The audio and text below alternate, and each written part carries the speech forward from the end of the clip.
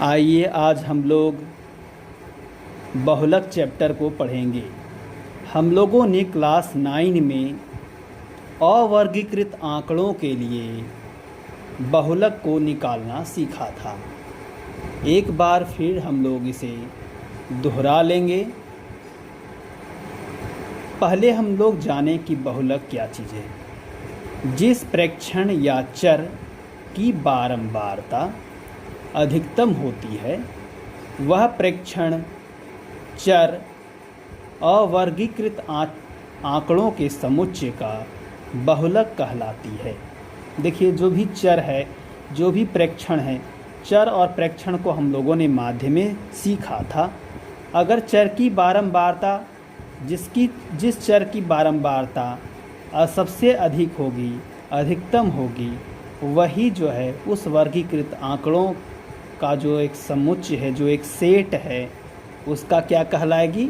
बहुलक कहलाएगी। जैसे कि एक एग्ज़ाम्पल हम लेते हैं कि यहाँ पर कुल मिला के 18 जो है आंकड़े दिए गए हैं। इन 18 आंकड़ों में, इन 18 प्रेक्षणों में हम चर को देखते हैं तो कितने प्रकार के चर यहाँ पर निकल रहे हैं। देखिए, 2 है, इसके बाद 4 है, इसके बाद 5 है, 6, 7, 8 और 9 है। इनमें चरों को हम लिख लिए। अब देखेंगे कि इस सेट में जो चरों का एक सेट है, इसमें क्या है कि चर की संख्या, यानी कि जैसे 2 चर की संख्या कितनी है, तो हम देख रहे हैं कि यहाँ पर कुल मिला के 1, 2 और 3 है। इसी प्रकार 4 कितने बार आया है, तो 1, 2, 3, 4, 5, 6 बार, यानी 6 बार 4 आया हुआ है। बाकी इसी प्रकार से हम सभी चरों की बारंबारता को लिख देंगे। इसके बाद फिर हम यहाँ की संख्या को गिनेंगे। कुल मिला के 18 है। हम बारंबारता को भी जोड़ के देख लेंगे एक बार कि यह जो है 18 पूरा हो रहा है कि नहीं। तो जोड़ने के बाद हमें 18 अगर मिल जाता है तो हम कहेंगे कि ये हमारा जो भी टेबल तैयार हुआ है वो सही है। अब हम देख पा रहे हैं कि यहाँ पर जो चर जो है 4 की बारंबारता कितनी आ रही है? 6 आ रही है, जो कि सबसे बड़ी बारंबारता है।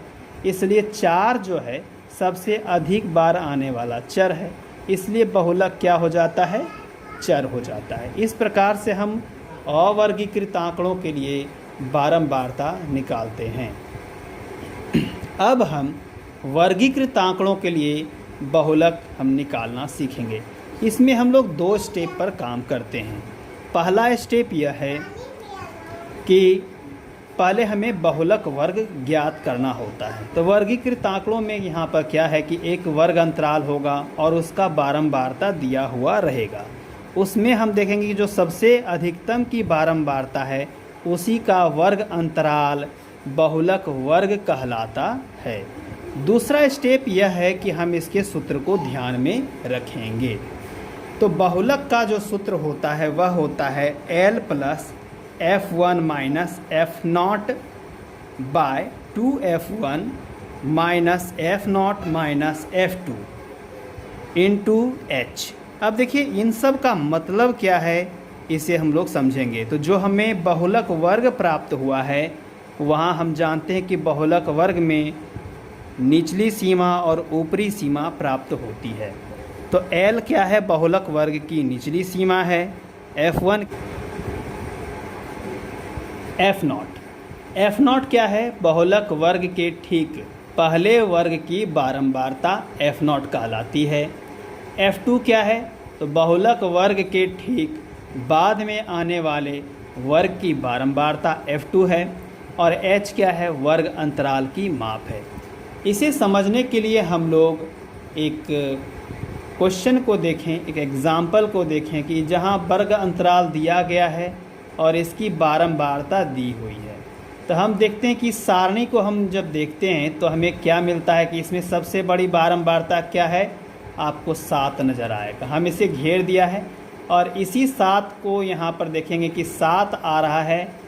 अतः 7 के सामने का वर्ग अंतराल क्या बनता है? तो देख रहे हैं कि 40 से 55 है।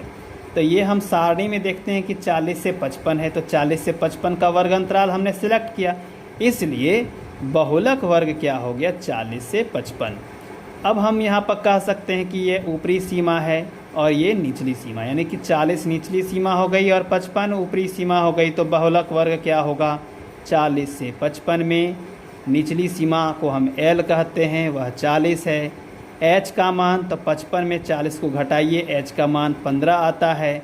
F1 तो हम यहाँ पर जान ही रहे हैं कि वह बहुलक वर्ग की बारंबारता है। तो बहुलक वर्ग हमारा 40 से 55, तो 7 ही F1 है।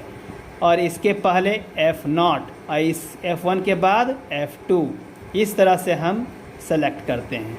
तो F1 क्या है, तो बहुलक वर्ग के ठीक पहले वर्ग की बारंबारता है। और F2 क्या है, तो F1 के ठीक बाद के वर्ग की बारंबारता है। तो इस तरह से हम यहाँ पर F1 अगर सेलेक्ट कर लेते हैं तो यहाँ F0, ये F2, सबका मान हम इसमें रखेंगे सूत्र में, और इसके बाद हम इसका मान प्राप्त कर लेंगे। मान प्राप्त हुआ हमारा 52। इस तरह से 52 क्या होगा, हमारा बहुलक कहलाएगा। बहुलक में एक बात ध्यान दीजिएगा कि कभी भी हम जब बहुलक निकालेंगे तो आप यह पाएंगे कि वह जिस वर्ग अंतराल में, यानी जिस बहुलक वर्ग में आ रहा है, उसी के बीच का कोई आंकड़ा होता है। जैसे हमने यहाँ पर क्या निकाला, बहुलक निकाला, क्या निकला हमारा, 52 निकला। अब आप यहाँ देखिए 40 से 55 के अंदर ही ना 52 है, यानी ना इससे कम होना चाहिए ना इससे ज़्यादा होना चाहिए। अगर आपका मान इधर उधर इससे ज़्यादा आता है तो कहीं ना कहीं आप सवाल में गलती कर बैठते हैं। तो हमें इसका भी ध्यान में रखना है।